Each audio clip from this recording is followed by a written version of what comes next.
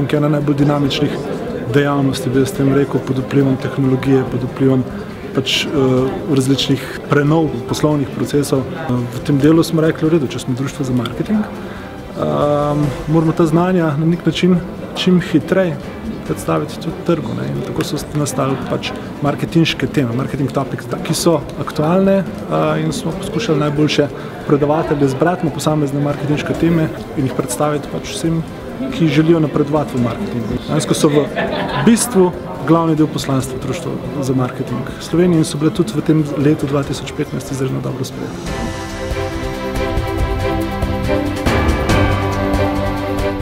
Odličen pregled v bistvu vseh marketinških zadev in gre tako po sklopih in ravno zaradi tega mi je zanimivo. Sploh mi je zanimivo zato, ker to so ene stvari, ki jih mi že delamo dan vsakič v našem poslu, ampak je zanimivo, da ti nekdo osveži pa ti teorijo še enkrat pove in da te spomne in v bistvu vse stvari, ki jih že slišiš, dobiš en tak aha trenutek in potem lahko naslednji dan začneš to spet vpletati v svoj posel.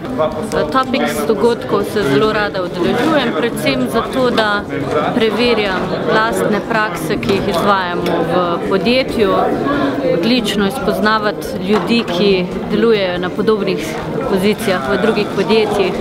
Lahko majčkeno delimo dobre prakse, dostikrat se pogovarjamo tudi o problemih in jih potem nekako skušamo skupaj tudi reševati. Zelo rad se udeležujem marketing topicsov, ker grejo nekako sistematično čez vse discipline marketinga in dejansko tudi predavatelji povejo, kateri so trenutni trendi na teh področjih, pa dajo tudi zelo konkretne koristne nasvete.